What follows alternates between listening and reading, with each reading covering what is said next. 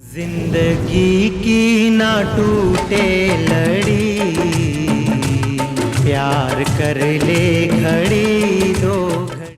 अस्सलाम वालेकुम रहमतुल्लाहि व बरकातुहू। नमस्कार, सत श्री अकाल, dear friends.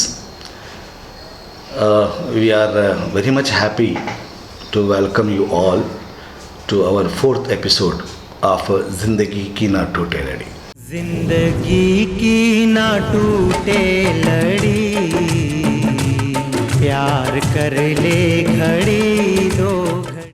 दोस्तों, आपको याद होगा हमारा जो प्रोग्राम है ये काफ़ी बहुत अच्छा, आप लोगों की दुआओं से, प्यार मोहब्बत से और आपके फीडबैक से ऐसा लग रहा है कि आप काफ़ी इस प्रोग्राम को चाहने लगे हैं.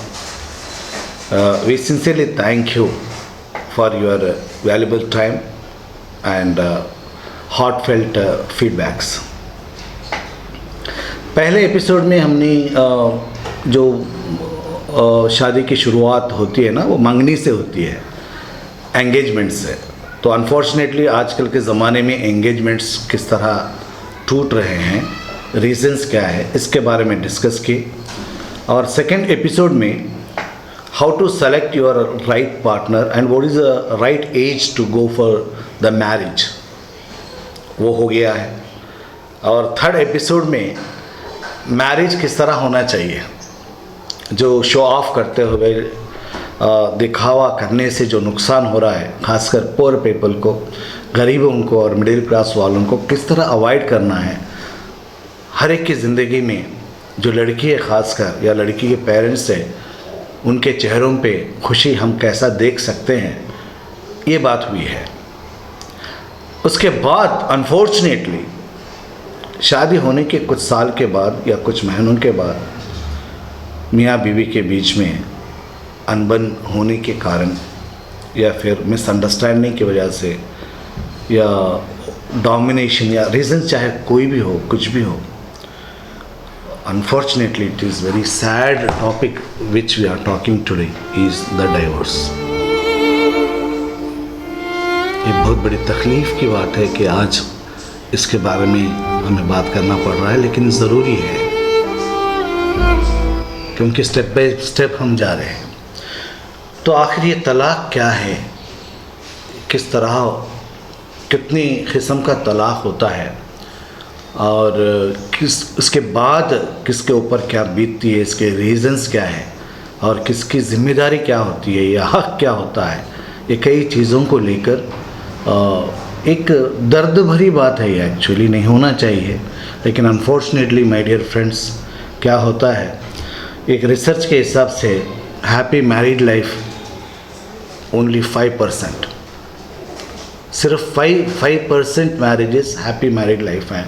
और 50 to 60%, 100 में से जनरल रिसर्च क्या है, 50 to 60% they are going for divorce. And बहुत दुख की बात यह है कि 40% जो है ना डाइवोर्सेस 1 महीने के अंदर ही हो रहे हैं. ये काफ़ी रिसर्च के बाद हम बोल रहे हैं. तो भाइयों और बहनों, इसके कारण क्या हो सकते हैं, क्या हम इसे नहीं रोक सकते क्या? अगर नहीं रोक सकते, इसके बाद जो स्टेप्स उठाने पड़ते हैं, किसकी ज़िम्मेदारी क्या है, इससे पहले जैसा मैं बतला रहा था, तो we got the legal expert with us today. Advocate Mohammad Abdul Muheeb साहब हैं, जो कि he completed his BTech, engineering हो गई है, लेकिन उनका शौक़ इसमें लॉ में आ गया है. वो इंसानियत के नाते उनके दिल में जो कूट कूट कर भरी हुई है कि सोसाइटी की मदद करने के इरादे के साथ he went for the law profession and he completed his LLM also, BTech LLM from Usman university. And presently he is the advocate at High Court, Telangana, and he also gives coaching to judicial services training. दो lawyers बनना चाह रहे, advocates बनना चाह रहे या junior judges जो बनना चाह रहे, उनको भी सर जो है ना कोचिंग देते हैं. It's a very honor to have Advocate Mohammad Abdul Muhib with us. Welcome to ज़िंदगी की ना टूटे लड़ी episode 4 sir. Thank you very much. Diverse and तलाक। जहाँ तक मुझे मालूम है एडवोकेट साहब कि तलाक की बात जब आती है तो नॉर्मली जो जनरल नॉलेज मुझे है, एक क्या होता है, अगर लड़का लड़की को डाइवर्स दे रहा है तो उसको तलाक बोलते हैं। उसके बाद अगर लड़की लड़के को अगर दे रही है डाइवर्स, उसको खुला बोलते हैं। या ये तीनों के बीच में मुबारक अंडरस्टैंडिंग, मतलब third one is Mubarak. Actually ये डाइवर्स कितनी तरह का होता है इसके बारे में, मतलब इसमें फिर again as we were discuss in divorce तलाक, इसमें एक्स्ट्रा जुडिशियल डाइवर्स अलग है मुस्लिम लॉ के हिसाब से, और साथ में जुडिशियल डाइवर्स के हिसाब से भी ये अलग है। Rules and regulations according to constitution ये अलग है, इस्लामिक लॉ के हिसाब से अलग है। इसके बाद में थोड़ा डिटेल में समझिए सर। अब जैसा आपने कहा कि डिवोर्स क्या चीज़ सर। है, डिवोर्स एक हस्बैंड एंड वाइफ का सेपरेशन है। Yes sir. इसमें आपको एक इस्लामिक लॉ है और एक जुडिशियल प्रोसेस है। यस। जो इस्लामिक लॉ से करेंगे, जो मुस्लिम लॉ से करेंगे तो उसको एक्स्ट्रा जुडिशियल प्रोसेस बताएंगे। जो कोर्ट्स के जरिए करेंगे तो उसको बोलेंगे आप जुडिशियल प्रोसेस। अब जो जुडिशरी है, जो अपने जो मुस्लिम लॉ में हस्बैंड को ज़्यादा इख्तियारात दिए हुए हैं कि तलाक लेने के। अब तलाक देखिए, जब हस्बैंड लेते हैं तो सुन्नत तरीक़ा है, इसमें दो तरीक़े हैं। एक क्या है, एक सुन्नत तरीक़ा है, एक तलाक बिद्दत कहते हैं, जो अब अनकॉन्स्टिट्यूशनल डिक्लेयर हो गया। तो 3 तलाक से भी जो फेमस है। अच्छा, ट्रिपल तलाक अब नहीं है, वो अब नहीं है। 2017 के जजमेंट से, सुप्रीम कोर्ट के जजमेंट से वो इनवैलिड हो गया, वो अनकॉन्स्टिट्यूशनल डिक्लेयर हो गया। और उसके बाद 2019 में पार्लियामेंट एक लॉ पास करी, उसको एक पीनल प्रोविजंस लगा दिए उसको। अब इंडिया में ट्रिपल तलाक वैलिड नहीं है। जैसा फिर वापस आते हैं तलाक सुन्नत तरीक़े से। तलाक लेने, अगर हस्बैंड अगर तलाक ले रहा है तो 2 तरीक़े हैं उसके। एक तलाक सुन्नत में एक सबसे बेहतरीन तरीक़ा जी, एक दूसरा बेहतरीन तरीक़ा। ये क्यों तलाक सुन्नत क्यों बेहतरीन तरीक़ा बोल रहे हैं? इसमें क्या है, एक बार अगर आप सेपरेट हो भी गए, डिवोर्स हो भी गया, तो इसको आप वापस ले सकते हैं। ओके। तो इसलिए एक रहता है तलाक एहसन, एक रहता है तलाक हसन। ये इस्लामिक लॉ के साथ, ये इस्लामिक लॉ जी जी। अगर हस्बैंड भी अगर डिवोर्स लेना चाह रहा है एक्स्ट्रा जुडिशियल प्रोसेस से, ओके, तो 2 है उसमें। एक तलाक जैसा कि हमारे को मालूम है कि तलाक नॉर्मली लड़का अगर दे रहा तो तलाक ही है बोल के समझते हैं, लेकिन उसमें भी अलग अलग कैटेगरी है। एक्स्ट्रा जुडिशियल में तलाक सुन्नत आता है। अच्छा, ओके। अब एक और 2 तरीक़े हैं, तलाक ईला, तलाक ज़िहार। अच्छा। तलाक ईला ऐसा है कि कुछ मुद्दत तक, लाइक 4 महीने तक अगर हस्बैंड दूर रहे वाइफ से, तो हस्बैंड बोल सकते हैं कि मैं डिवोर्स ले रहा हूँ। अच्छा। और तलाक ज़िहार एक ऐसा है कि अगर हस्बैंड कुछ अपने वाइफ को कुछ ऐसे रिलेशन से तशबीह दे दिए कि ऐसा रिलेशन से कुछ एग्जांपल दे दिए कि वो मैरिटल रिलेशन नहीं हो सकता। ओके। लाइक मदर और एक सिस्टर्स के। अच्छा, ओके। हाँ, तो अम्मा बोल के नहीं बोल सकते। हाँ, मेरी बेटी बोल के नहीं बोल सकते जी। अगर उनके मुंह से निकल भी जाए तो इट विल भी ऑटोमेटिकली ऐसा हो सकता है क्या? जी नहीं, वो एक है। उसके बाद में फिर से अगर वो करना है, इसलिए कि जोड़ी बनाना है, राइट, तो फिर से रिलेशन में आना है, तो वो उसके लिए अलग प्रोसेस है फिर उसका। अच्छा, ओके। अब ये आगे देखिए, ये तो हस्बैंड की तरफ से था। अब खुला, ओके, वो बात करेंगे, खुला डिटेल में बात करेंगे। तो मैं क्या बोल रहा था सर, इसमें मोर देन अभी इनको भी अधिकार है और इनको भी हक है, दोनों को भी है, लेकिन जहाँ तक ग्राउंड रियलिटी क्या है, more than male women are going for it, खुले के लिए। जो केसेस अगर आप ले लें आप 100 में, तो मैक्सिमम केसेस लड़कियों के तरफ से they are going for divorce. तो इसके रीजंस क्या हो सकते हैं? देखिए, आप बहुत ही अच्छी स्टडी करें, बहुत अच्छा क्वेश्चन करें आप जी। देखिए, जब आप सोसाइटी में देखते हैं कि सबसे पहला एजुकेशन लेवल होता है, जैसा लिटरेसी लेवल्स है, एजुकेशन लेवल्स है। Yes, exactly. तो अपने से ये एक मालूम, एक स्टडी के हिसाब से ये मालूम किया गया है कि स्टडी लेवल, अवेयरनेस लेवल बमुकाबले मेल्स फीमेल में ज़्यादा है। राइट। और फीमेल शौक से पढ़ते और एप्लीकेशन पॉइंट ऑफ व्यू से पढ़ते हैं। मेल क्या है, सिर्फ नॉलेज, सिर्फ एक टेक्स्ट बुक नॉलेज है। नहीं, इवन ये क्लासरूम में भी आप देखे आप लड़कियां they are coming more first, involved. Yes and the first top 10 positions they will belong to girls only. पता नहीं क्या कुदरत की वो है, देन है उनको। हाँ, और लेकिन अनफॉर्चुनेटली ये इसमें बता रहे होशियारी, इसका मतलब ये है। एजुकेशन है, लिटरेसी लेवल्स है, अवेयरनेस लेवल्स है। और एक चीज़ है, देखिए जब कानून कुछ मालूम होता तो एक कानून मालूम रहना अलग चीज़ है, उसको अप्लाई करना अलग चीज़ है। ओके, बच्चियाँ एप्लीकेशन में ज़्यादा है। अच्छा, हाँ, और एक चीज़ क्या है, जब अब देखिए, अब माशरे के हिसाब से कि शादी एक अरेंज हो सकती, एक लव हो सकती। राइट, बिल्कुल। जब अरेंज होती शादी तो पूरा बातचीत करके फैमिली से बातचीत होके होती कि भाई अंडरस्टैंडिंग बिठा के करते। राइट, लेकिन जब आप लव मैरिज करेंगे, लव का अरेंज करेंगे तो क्या एक इंस्टिंक्ट्स पे करते, राइट, जल्दबाजी में कर लेते। बिल्कुल। लेकिन एक कुछ मुद्दत के बाद मालूम होता, कुछ टाइम के बाद मालूम होता कि भाई हम तो, हमारे ओपिनियंस अलग है, रहन सहन अलग है, दिमाग जहन अलग है। एग्जैक्टली, तो उसकी वजह से क्या हो, मैक्सिमम 80 to 90% यही होता सर। जज्बात में आके बच्चियां जो है ना, एक जो फॉर एग्जांपल कोई हाई क्वालिफाइड लड़की है, कोई MBBS भी करी या तो BTech करी, नहीं तो और कुछ करी और कुछ करी, और कहीं ना कहीं आजकल के ज़माने के हिसाब से फ़ोन तो है सामने,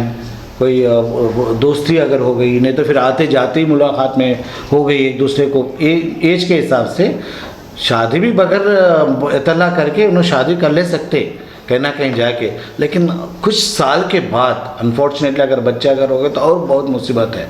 दे will not digest to continue actually. अरे इसका लेवल यही है क्या, इसके माँ बाप का स्टैंडर्ड यही है क्या, मैं क्यों करी इतनी बड़ी गलती, no I can not continue with him. मेरे को तो अभी तो 10 साल हो गए, 20 साल जो भी है ना, मेरे को 100 साल रहना है, तो इस चीज़ में क्यों रहूँ भाई। इसकी कैपेसिटी क्या है मेरे स्टैंडर्ड के हिसाब से, मेरे एजुकेशन के हिसाब से, ना इसका एजुकेशन है ना इसकी कमाई है। मैं अगर जॉब के लिए मैं जा रहा हूँ तो I am earning 50 to 60,000 rupees, where as this fellow is earning not more than 10 to 15,000 rupees. और मेरे बच्चे जब हो गए तो उनको कहीं ना कहीं, अगर मैं एक डॉक्टर हूँ या इंजीनियर हूँ तो मैं तो मेरे बच्चों को कलेक्टर बनाना चाहती हूँ ना। लेकिन इसके माँ बाप का उठना बैठना क्या है, इसका सोच क्या है, he cannot reach, so I don't want to spoil my children's life।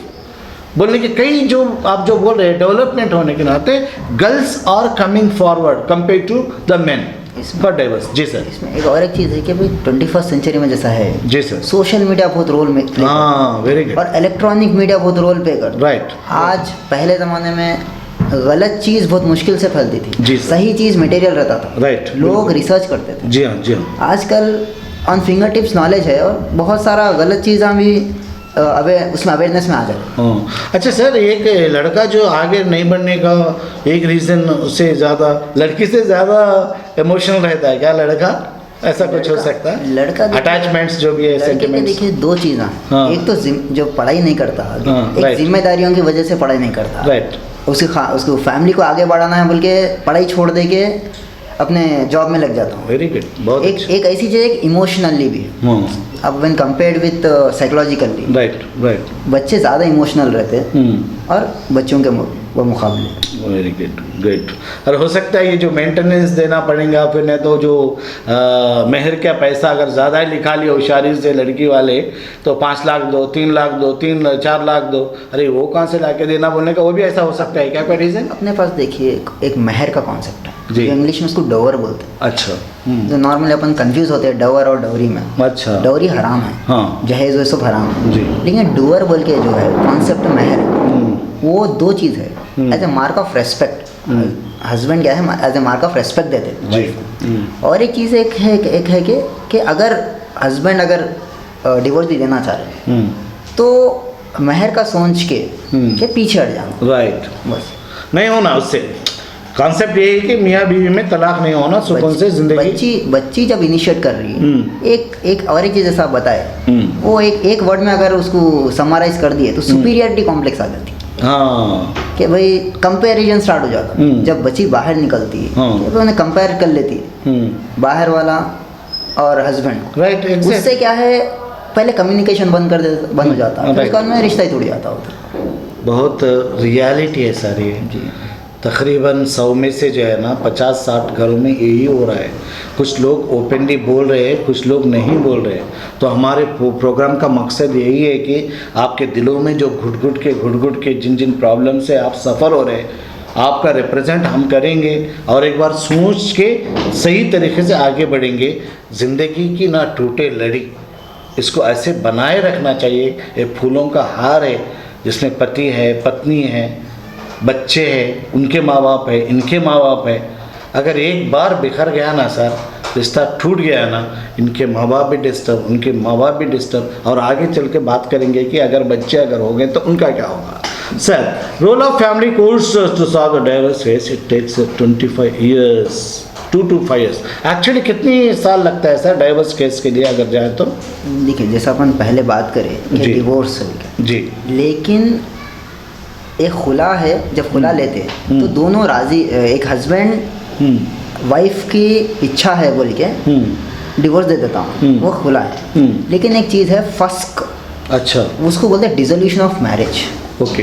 तो ये कब आता? जब हस्बैंड रेडी नहीं है लेकिन वाइफ को होना है, राइट। ये जुडिशियल प्रोसेस है। ओके। अब ये देखिए, अब हस्बैंड अगर क्रुएल्टी में है, मीन लाइक वाइफ मैरिज हो गए बाद में, एक क्रुएल्टी सब्जेक्ट है, क्रुएल्टी को सब्जेक्ट हो रही कि भाई इट्स लाइक वायलेंस हो रहा, डोमेस्टिक वायलेंस हो रहा, मारना तोड़ना, ज़्यादा काम लेना जी, वाइफ का जैसा ट्रीट नहीं करना, मेंटली फिजिकली हरासमेंट, मेंटल है, फिजिकली हरासमेंट है।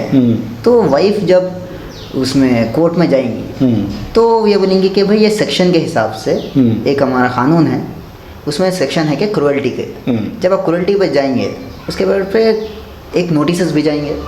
जब नोटिस से पहले 3 नोटिस होते हैं हमेशा। अच्छा, ओके। उसके बाद में पहला नोटिस में ये कहाँ रह रहे, एड्रेसेस क्या रह रहे, ओके। उसके बाद में फिर what is the reason, section कानून दिखाएंगे जी, भाई ये सब्जेक्ट हुआ हुई। फिर एक चीटिंग है और कुछ चीटिंग है, डिफरेंट प्रोविजंस है जी, लीगल प्रोविजंस। दूसरी नोटिस में कि भाई अब एक जो नोटिस जाती हस्बैंड की तरफ से रिटर्न स्टेटमेंट आता, अच्छा। फिर एक दूसरी नोटिस होती, जब तीसरी नोटिस जब जाएंगी तो तीसरी नोटिस में सेटलमेंट प्रोविजंस रहते हैं। जब सेटलमेंट प्रोविजन में कितना है, डोअर कितना दिए थे, महर कितना दिए थे, सेटलमेंट प्रोविजंस रहेंगे। इसके बाद जो डिसोल्यूशन मैरिज होती है, ये फस्क मैरिज फस्क बोलते हैं ओके उर्दू में। सर, और एक बात है सर, जब ये बात आ रही है तो नॉर्मली फैमिली कोर्ट्स में इस तरह के केसेस जाते हैं, तो इससे क्या फैमिली कोर्ट को कोई ऐसा हक है क्या खाली काउंसलिंग करके भेजना है ना, तो फिर really can they go for the judgement के अगर mutual understanding, I mean the mutual divorce के लिए दोनों मियाँ बीवी अगर जाए तो फैमिली कोर्ट को हक है ना, तो उनको फिर हाई कोर्ट या सुप्रीम कोर्ट ऐसा जाना है? जैसे आपने कहा फैमिली कोर्ट्स जी, ये फैमिली कोर्ट्स का कॉन्सेप्ट आया 1984 में। अच्छा।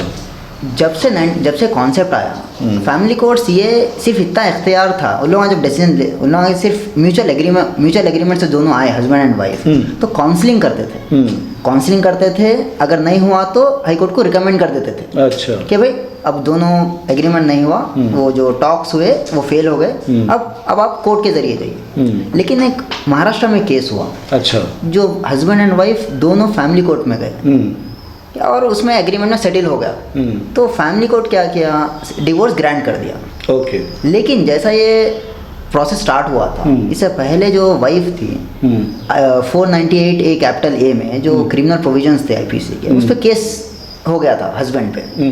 तो जैसा कि अब डिवोर्स हो गया, husband approach the high court of Bombay high court. जब बॉम्बे हाई कोर्ट में केस गया तो बॉम्बे हाई कोर्ट एक बहुत broad, what for he went there, he went to quash his criminal proceedings। अच्छा, जैसा डिवोर्स हो गया, डिवोर्स इसलिए था कि भाई क्रिमिनल प्रोसीजर, राइट, फैमिली जो भी डाउरी है, नहीं तो हरासमेंट कर रहे थे बोलने का, जो भी है ना वो है क्रिमिनल जी, सिविल क्रिमिनल में बदल दिए या अंडरस्टैंडिंग के साथ डाइवर्स हो गया, लेकिन वो वैसे है एज इट इज है जी, तो वो उसको खत्म कराने के लिए high court, okay, high court क्या है, ब्रॉडर व्यू लिया, अच्छा, कि हाई कोर्ट के पास सिर्फ एक क्वेश्चन था, क्वाश करना नहीं करना, लेकिन हाई कोर्ट क्या ब्रॉडर व्यू ले लेके एक ही सेटलमेंट कर दिया कि जो अब ये एक जो डिसीजन आया, एक प्रेसिडेंट हो गया नेक्स्ट, जो फैमिली कोर्ट दिया, तो फैमिली कोर्ट्स भी डिवोर्स ग्रांट कर सकते, अगर Right. दोनों रेडी है। हाँ। अब पहले क्या था कि भाई डिवोर्स ग्रांट करे बाद में फिर हाई कोर्ट पे आके फिर जब होता था तो फैमिली कोर्ट ये ग्रांट कर दी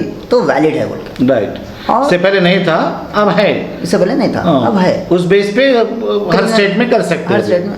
अब देखिए ये क्या है, एक अच्छा, वो क्रिमिनल जो वो थे चार्जेस वो भी क्वैश हो गए। हो गए। वो भी क्वैश हो गए। अच्छा। लेकिन अपने को ये याद रखना है कि ये जो कोर्ट का जजमेंट है ये महाराष्ट्र का है।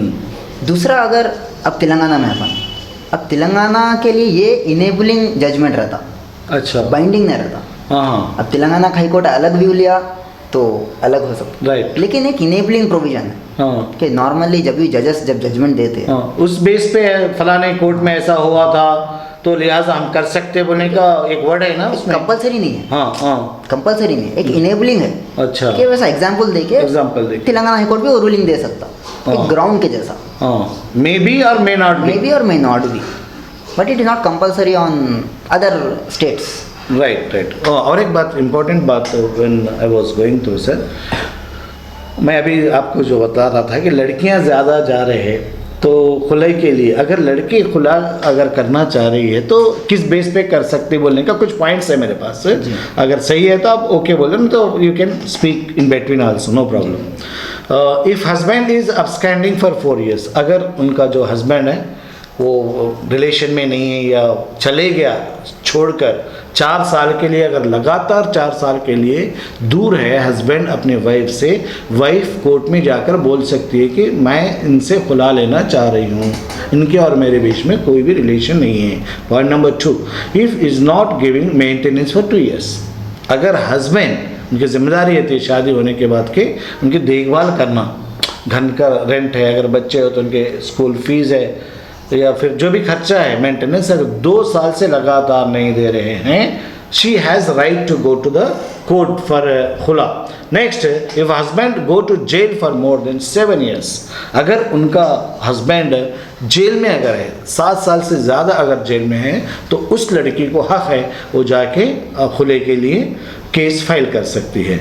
और अगर मेंटली और फिजिकली, जैसे पहले बोल रहे थे आप, मेंटली एंड फिजिकली हरासमेंट अगर कर रहे हैं, मेंटली या फिजिकली, जैसा कि एक पिंक में एक डायलॉग है सर अमिताभ बच्चन का, no means no, whether she is your wife, whether she is even prostitute भी बोल के बोले, नो, गर्लफ्रेंड कोई भी हो सकती है, अगर उसका mentally if she is not fit, for example some other mentality people unnatural sex, ऐसे इस तरह के चीज़ों को जाते हैं, अगर वो बोल रहे कि नो मीन्स नो, लेकिन वो नहीं सुनते वहाँ पे, मेरे को इसमें मज़ा तो नहीं, मतलब I want this type of things but they may be, she may be not ready for it, तो भी वो जा सकती है कि आई डोंट वॉन्ट हिम, यानी टॉर्चर कर रहा है इस तरह के, मेरे को जो है ना मैं जिस चीज़ से मैं कतराती हूँ, अच्छा मुझे नहीं दिखता है, ही इज़ डूइंग दिस बोल के, for that also she can go for,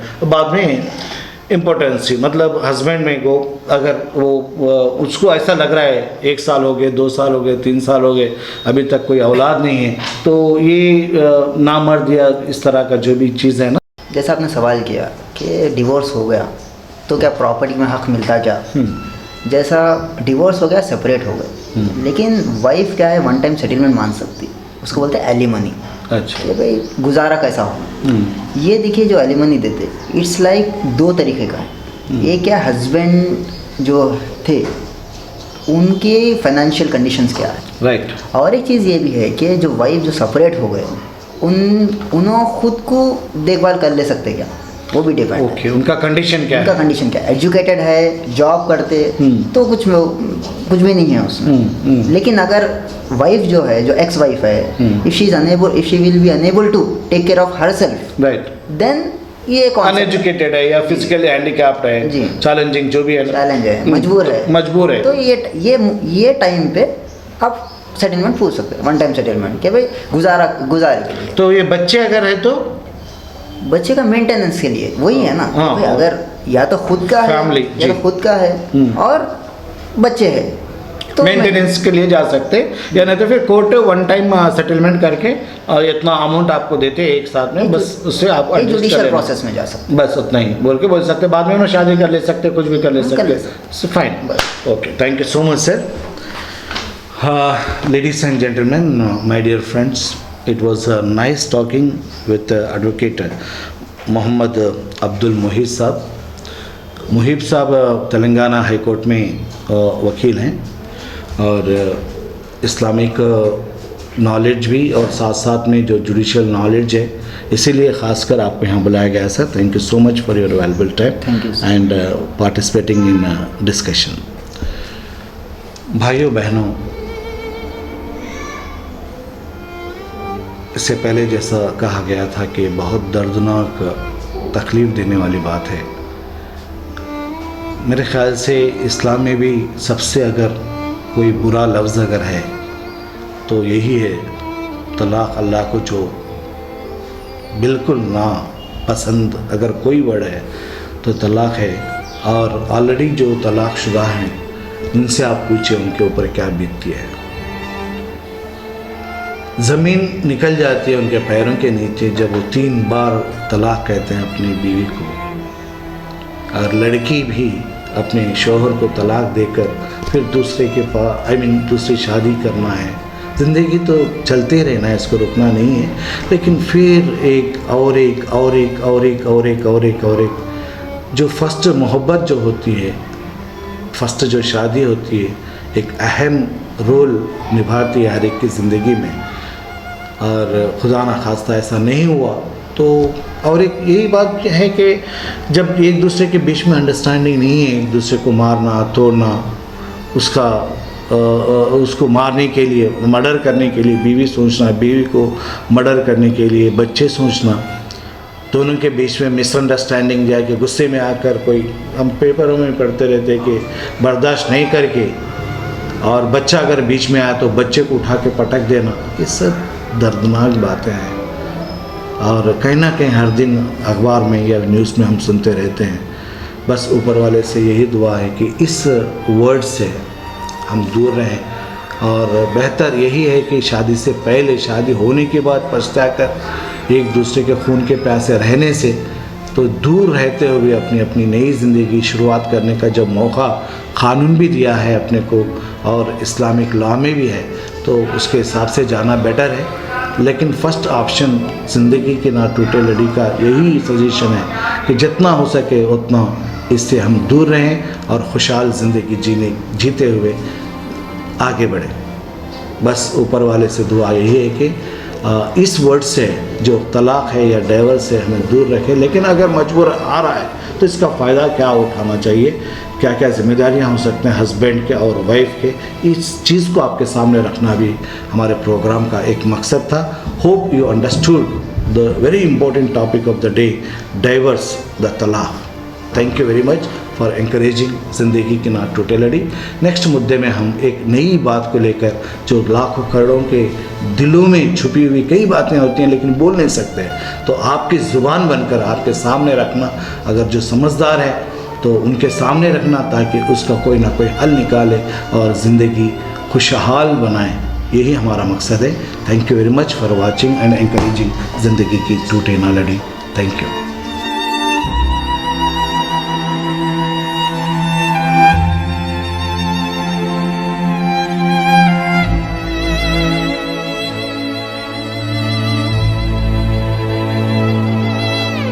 जिंदगी की ना टूटे लड़ी, प्यार कर ले खड़ी।